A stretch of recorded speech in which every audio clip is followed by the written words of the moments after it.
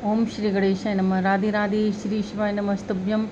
देखो, जैसे कि कुछ ना कुछ भगवान की हम कथाएं सुना देते हैं, या कभी ज्योतिष, या कभी कुछ ज्ञानवर्धक चीज़ें। तो मैं सोचती हूँ कि आप तक मैं पढ़ती हूँ ज्ञान की चीज़ें, मैं सोचती हूँ आप लोगों को भी बताऊँ, शेयर करूँ। तो कुछ कभी कभी पॉइंट जो होते हैं अच्छे अच्छे नोट कर लेती हूँ। कभी इस तरह से वर्ड टू वर्ड की वजह से मैं इनका पढ़ के सुनाती हूँ। तो ये भगवान की काफ़ी अच्छी शंकराचार्य जी जो हैं हमारे, उनके बारे में कुछ बताना चाहती हूँ। जगत गुरु आदि शंकराचार्य जी जो शिव के अवतार हैं का परिचय संक्षेप में। इनका जन्म नंबूद्र परिवार में आरुद्रा नक्षत्र के दिन, आरुद्रा लिख रहा है इसमें, आद्रा नक्षत्र होता है, के दिन केरल के एक कालडी नाम के गांव में हुआ था।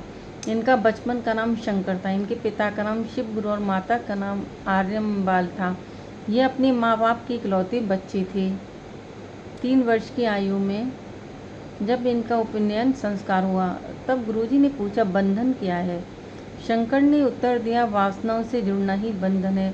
गुरुजी को इनकी छोटी आयु में ऐसा उत्तर सुनकर बड़ा आश्चर्य हुआ। छोटी सी आयु में इन्होंने सारे वेदों का मलयाली भाषा में अध्ययन कर लिया था। 4 वर्ष की आयु में इनके पिता का स्वर्गवास हो गया था। अब माँ की देखभाल करना इन्हीं पर था। जब ये 8 वर्ष के हो गए, इनके घर अगस्त्य मुनि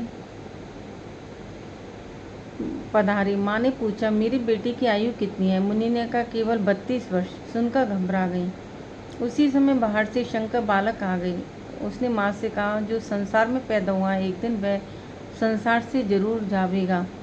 बालक शंकर ने अपनी माँ से कहा, मैं संन्यास लेना चाहता हूँ, मुझे संसार के बंधन में नहीं बंधना है। माँ ने मना कर दिया और रोने लगी। बिना माँ की आज्ञा के शंकर सन्यासी नहीं बन सकते थे। इस पर इन्होंने एक लीला रची। पास में एक छोटी सी झील थी। वे वहाँ नहाने चले गए। एक मगर ने उनका पैर पकड़ लिया और पानी के अंदर खींचने लगा। इस पर माँ दौड़ी आई। शंकर ने बोला, यदि तुम मुझे सन्यास की आज्ञा देगी तभी ये छोड़ेगा। इस पर माँ ने आज्ञा एक शर्त के साथ दे दी कि तू मेरी मृत्यु के समय अवश्य आएगा, जो शंकर जी को स्वीकार्य थी। शंकर बालक के 12 वर्ष की आयु में अपनी माँ से प्रथम भिक्षा लेकर संन्यास लिया और धर्म यात्रा पर निकल पड़े। अपनी अल्पायु के पड़ाव में अनेक चमत्कारी लीलाएं की। रास्ते में तुंगभद्रा नदी के किनारे श्रृंगेरी गांव पड़ा, जो कर्नाटक के प्रांत में है। वहाँ पर बहुत तेज बारिश हो रही थी। संध्या करते समय उन्होंने देखा कि एक काला नाग एक मेंढकी जो बच्चे दे रही थी, उसको अपना फन फैलाकर रक्षा कर रहा था। वर्षा समाप्त होने पर वह नाग अपने बिल में चला गया। शंकर को आश्चर्य हुआ कि यह एक दूसरे की प्रवृत्ति के विपरीत है। उन्होंने उस स्थान पर जाकर खुदाई की, जिससे उनकी शारदा माँ की प्रतिमा मिली, और उसी स्थान पर उन्होंने उसको स्थापित कर दिया, जो देवी की 51 पीठों में एक है। बाद में उस स्थान पर उन्होंने सर्वप्रथम श्रृंगेरी मठ की स्थापना की। अब यहाँ से भी ओमकारेश्वर मध्य प्रदेश पहुँचे। देखो, इंदौर के पास से ओमकारेश्वर भगवान शिव का ज्योतिर्लिंग है।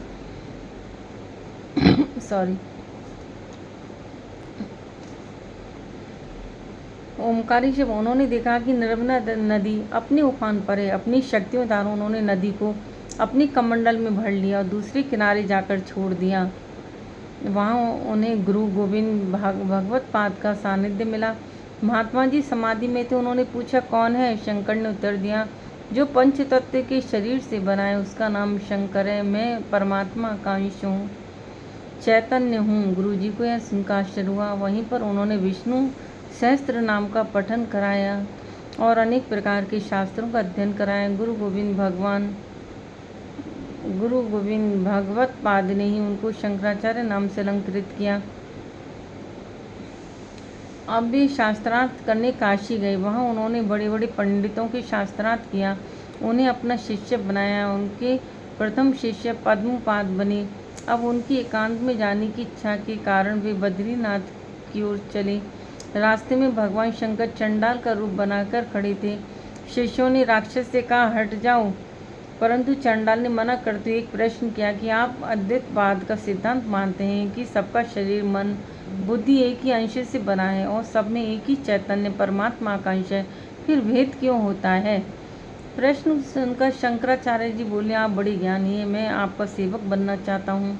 वेद अज्ञान का कारण है। उत्तर सुनकर शंकर भगवान अंतर ध्यान हो गई। शंकराचार्य बद्रीनाथ पहुँचे। वहाँ अलकनंदा नदी के किनारे व्यास गुफा में 4 वर्ष रहे। यहाँ उनको वृद्ध व्यास मुनि ने 16 वर्ष और अधिक जीवन का आशीर्वाद मिला। बहुत से ग्रंथ लिखे जिसमें मुख्य ग्रंथ है भज गोविंदम। एक दिन उनको ध्यान में बद्रीनाथ की मूर्ति अलकनंदा की गहरे नारद कुंड में दिखाई दी।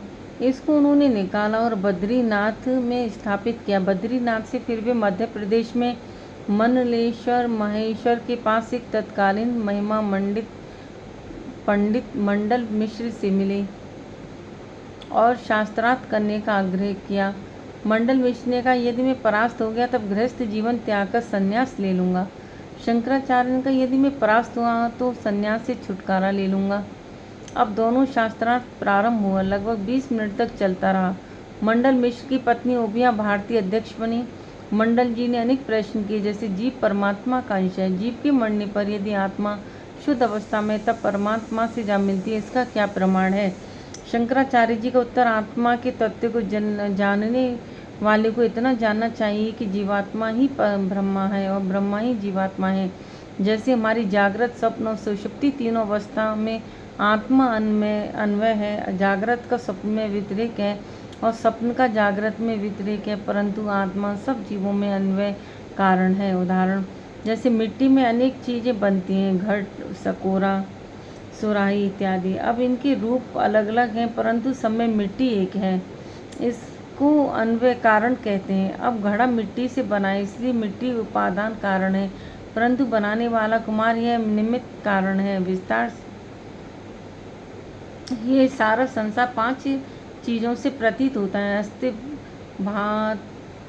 भांति, प्रिय, नाम, रूप। इसमें नाम रूप अलग अलग स्थानों पर अलग अलग हो सकते हैं, इसलिए व्यतिरिक्त कहलाते हैं। यहाँ पर जगत बनाने वाला जिससे बना यह दोनों एक ही हैं, इसलिए भगवान अभिन्न निमित्तोपादान कारण हुए। सब जीवों में ब्रह्म अंश चैतन्य आत्मा एक ही है।